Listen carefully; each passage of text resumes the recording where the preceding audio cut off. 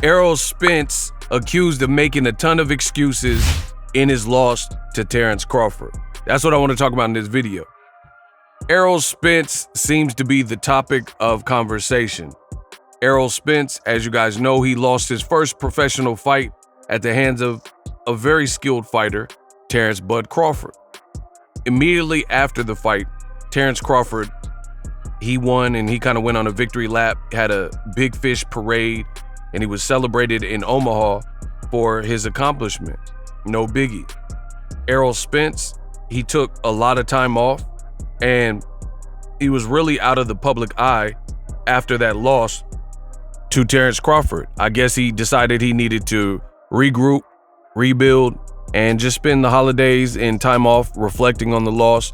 And I noticed this, Errol Spence immediately thereafter, Errol Spence, he didn't do a bunch of talking. Errol Spence, he didn't have anything to really say about his performance. And there were a lot of people who, including myself, we looked at the performance of Errol Spence versus Terrence Crawford and said, you know, something seemed odd. That just wasn't the Errol Spence that we've grown accustomed to see. Because keep in mind, I've seen Errol Spence for a long time, even a lot of his amateur fights and things like that. And we know the velocity and ferocity that Errol Spence fights with, right? When he fought Terrence Crawford, he just looked like almost like one of those nights where if you've ever had a really bad day, anything that can go wrong will go wrong, like real Murphy's Law stuff. And that's what ultimately it looked like. Now, people are accusing Errol Spence Jr. of lying, and this is nothing new. When Errol Spence had a detached retina and pulled out of the Pacquiao fight, you had plenty of people who were basically insinuating that he was ducking Pacquiao, he was finding an excuse to not fight Pacquiao, and he was looking for a way out. There was even posts at the time, and I called out a lot of these, where they were alleging that Errol Spence had an injury to his eye, and he was claiming that the injury was on the wrong eye, which seems pretty stupid, all things considered. Why would a person say, I don't remember if it was his left or right eye, but let's just say he said his right eye is damaged. And why would he post a picture with a patch on the left eye? But clearly this was a case of the camera being inversed or transversed.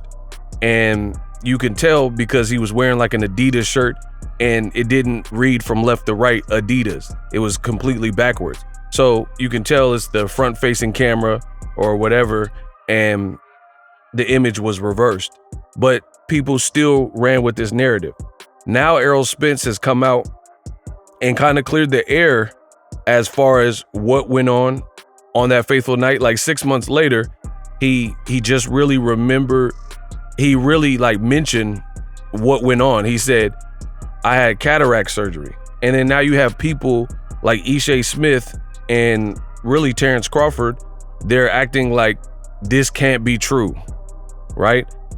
Ishai Smith said every fighter has to do extensive eye exams every fight. They dilate your eyes and look deep with the magnifying scope. So they never saw cataracts his whole pro career. First it was the weight, now the eyes, next it'll be his a-hole. Just say he was the better man and shut the F up. And somebody posted this. It says, Ishai Smith exposes Errol, the excuse maker Spence, bogus, fugazi, and embarrassing. Terrence Crawford seen this and replied, he says, yeah, I need 3 surgeries that I haven't got to do. So does that make me handicapped as well? But I mean, even Crawford saying that, he's just being petty, in my opinion, because Terrence Crawford didn't get ejected from a car at a high rate of speed. So yeah, every fighter, typically there might be like little ligament damage or, you know, these little nagging hand issues, but nothing that's preventing you from doing your job. Errol Spence, if his eye is a problem, which since the accident, the eye keeps coming up. I don't understand why people are so surprised. It doesn't really add up to me. Like, why would you be shocked that a guy who got ejected from a car at a high rate of speed has some everlasting or like long-lasting traumas that go with it. I know people who have been shot, literally shot with bullets. Some have the bullet fragments still in them, right?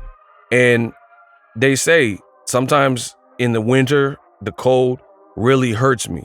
You know, it's like almost like rheumatoid arthritis, where some things that a person goes through, it doesn't leave you. I know also people who have been in just car accidents, and not necessarily as bad as Errol Spence Jr., and they still have neck pain or back pain.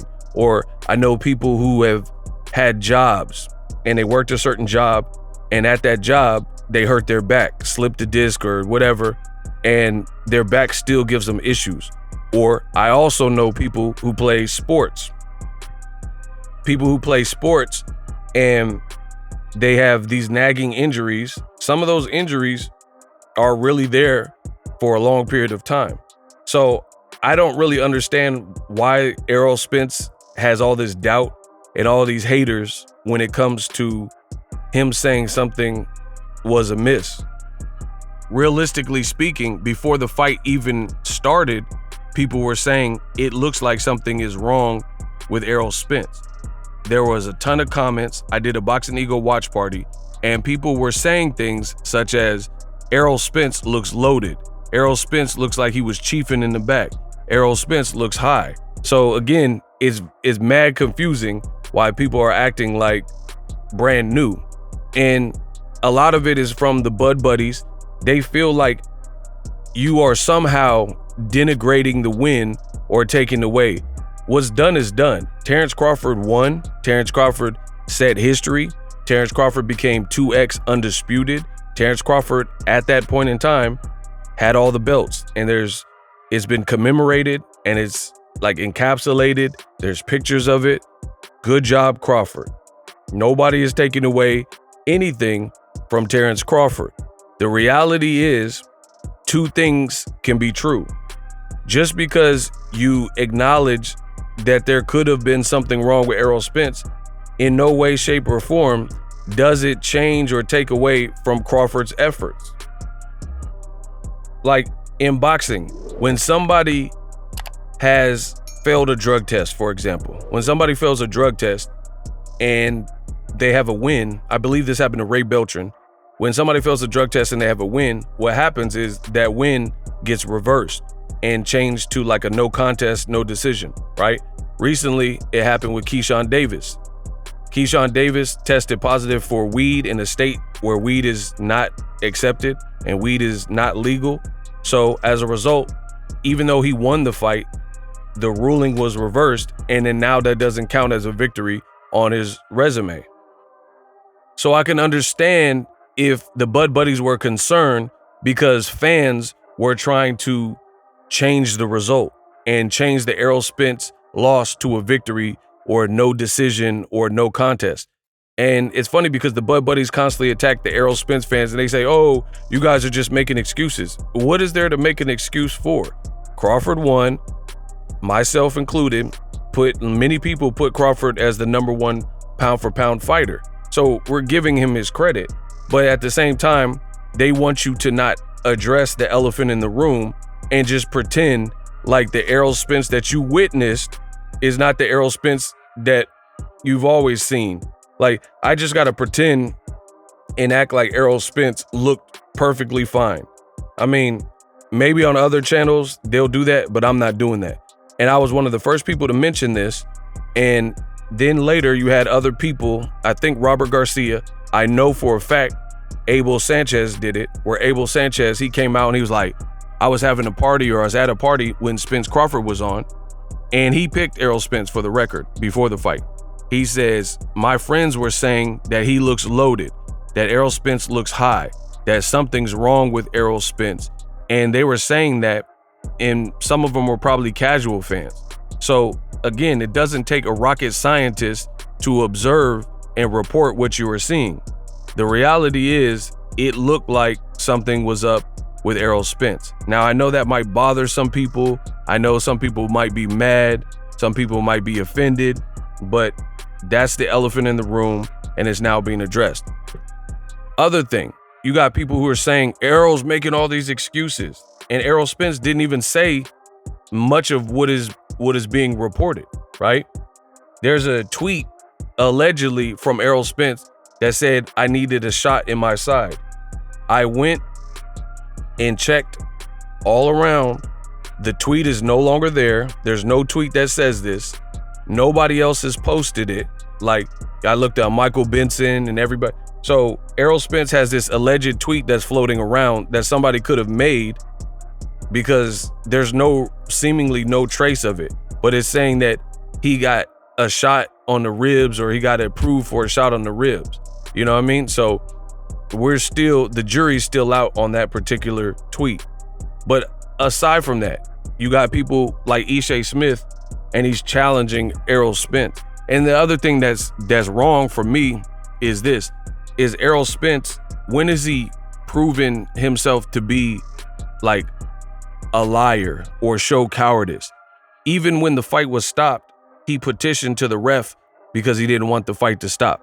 The man has showed you time and time again he is a valiant warrior. So why all the doubts? But at the end of the day, we know what this is about. You have a black fighter, Errol Spence, and Al Heyman, and PBC, and a lot of the PBC haters, they've been waiting for these moments. They can't wait for Errol Spence or Deontay Wilder or whoever to lose because they're aligned with PBC. And Crawford just happened to be the person that pulled the trigger and executed and got that done for himself. So that's what this is about. You know, some people, and it's crazy because these people call themselves boxing fans, but you're not a boxing fan to me. If you constantly and frequently spread toxicity and negativity and lie and constantly hope for warriors like Errol Spence to fall short or fail or lose, you know, it's hard for me to believe that this is just boxing and just a boxing match. And again, back to Crawford. Crawford is people are giving props to Crawford for his ability. On the given night, you beat Errol Spence Jr. But I'm not gonna act like Errol Spence looked perfect. And like I said, half of the things that are being said about Errol Spence, he hasn't actually said. Errol Spence came out and said the thing about the cataracts, right? But he didn't say anything about Mount Charleston. He didn't say anything, to my knowledge, about his ribs. He didn't say anything about X, Y, and Z. And he really didn't even say anything for like 6 months. And he just recently started to speak on it. And I don't know what people expected. They thought he would just remain silent and not say his piece. And you got people like O'Hara Davis. He's claiming that the hotel room had less oxygen than the casino floor. And people are truly mad at Errol Spence Jr. and saying, oh, he's making excuses. He's making excuses. Listen, what I truly believe happened, Terrence Crawford is a great fighter. But in addition to that, Errol Spence had a bad night in the office. Seemingly, something happened in his camp. He came in a certain condition. He didn't want to pull out the fight. It was a big mega fight, and he did post this. He said, if I pulled out, y'all would say I was ducking him. So it was a high stakes fight, and he knew everything was on the line. So he tried to push through it, hoping he can still beat Terrence Crawford. But a guy like Crawford, if you're not at your best, you're probably not gonna beat him. And even if you were at your best, maybe you don't beat him anyway. So that's how I see it. Everything that could go wrong for Errol Spence went wrong. And that's sometimes boxing. You have 36 minutes in a 12-round championship fight, and that's it. So I don't agree with a lot of people hating on Errol Spence. That's my take. Subscribe to the channel.